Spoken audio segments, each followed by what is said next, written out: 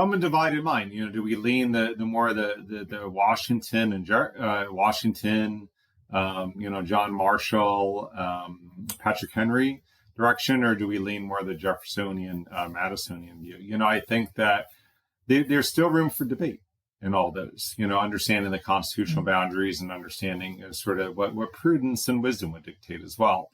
Things can be you can make a strong constitutional argument. That doesn't mean it's a solid prudential argument, and, maybe religion, as some people say, can also maybe bring us together again. I don't know. I don't know what's going to bring us together. But, we've got to, get back to, some common ground as Americans. So, yeah, and the final word I think I'll say on this question is that, we've deferred an awful lot to the Supreme Court, and each branch is supposed to interpret the Constitution, and there are also, states and local governments as well. And so, maybe we've deferred a little bit too much to the Supreme Court on this issue. They're not necessarily the final word. I'm not saying we should wholesale reject things that we disagree with. But Lincoln and others noted, that other branches are duly qualified to and even levels of government qualified to interpret the Constitution and think about what's right for their community, think about what's right for their civil society.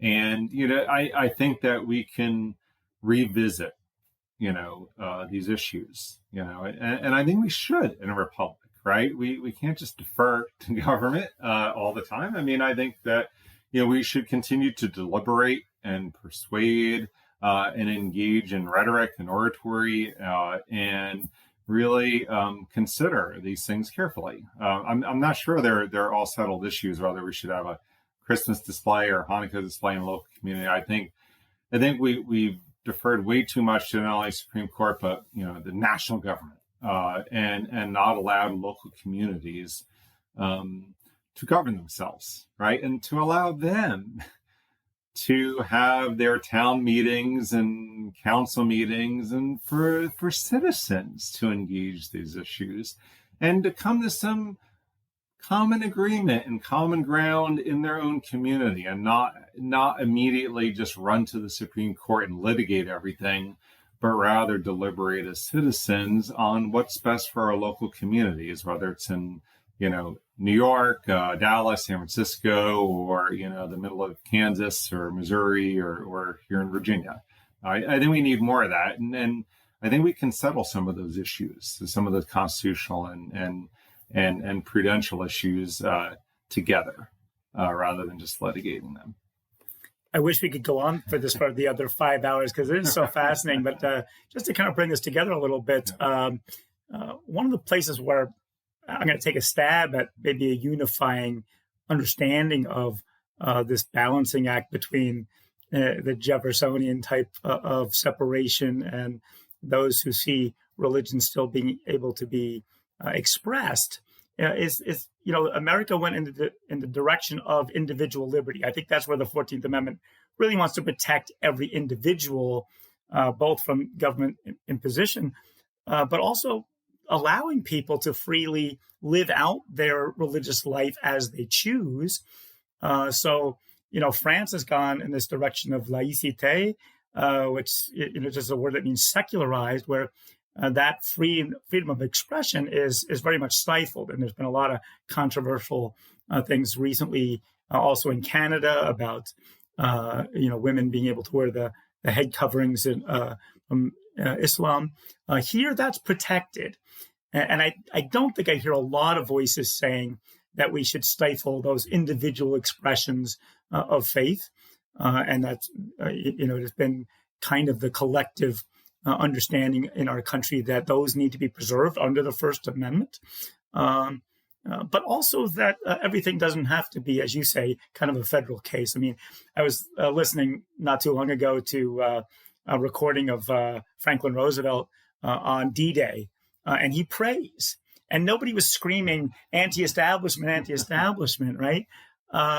We can express faith individually and even on, like you said, some community levels without being an oppressive force that somehow violates somebody's others' freedoms. So we've got a delicate balancing act here, but I think it's an important one, don't you? Yeah, no, I really do. And I'll try to be brief. As we come to a close, I think that what you're saying makes a lot of sense. I think that there is no reason why religion cannot continue to thrive in the public square. I think it should thrive in the public square.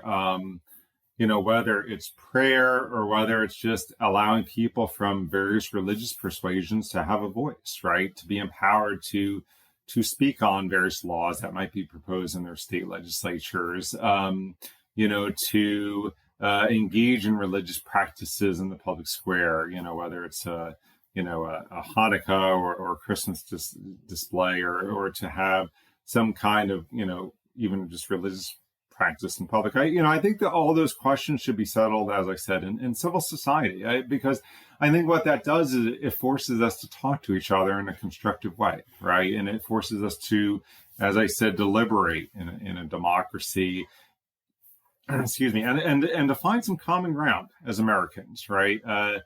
We are all Americans, and I think that this discussion of the founding of religious and civil liberty as inherent unalienable rights is a really good place to start in terms of seeing what unites us as Americans. We're going to disagree on specific policies. We're going to disagree on a lot of issues, right? On the actual implementation of policy.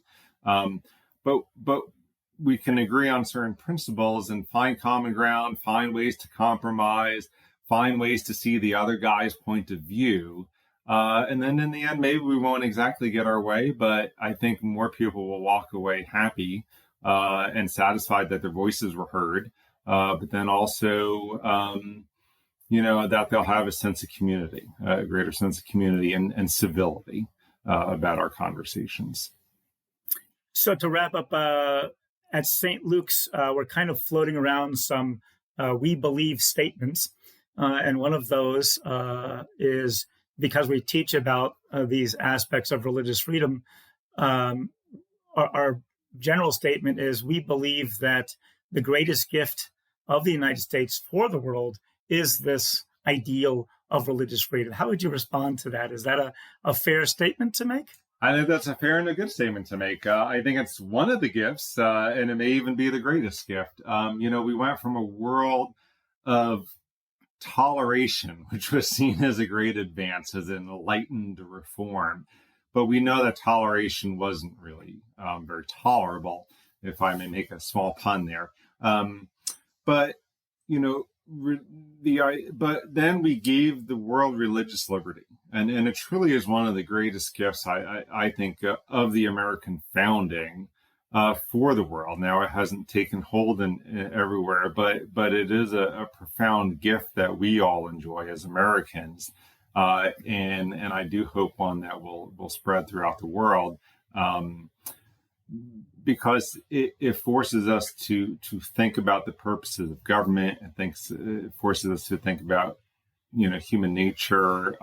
It forces us to think about what our rights are, as human beings. Created by God, as it says in the Declaration of Independence, and what those rights are, and what are the limits on government, right? All those first principles, all those first questions are really summarized in that statement. So I heartily endorse it. Excellent. It's interesting to me, when I was researching a lot for a lecture on religion and the Constitution, I thought I'm a fairly reasonably educated guy. I didn't know a lot of these things, and I think it's such an important thing that the Bill of Rights Institute is doing for us, is to teach those founding principles and also talk honestly about the debates that we still have. And you hit this, the most important word is, civil conversation. Hopefully we can find a way to do that. But thank you so much, Tony, for being our guest. And we look forward to continuing conversations with you about other ideas about America's founding. So thank you so much for being with us.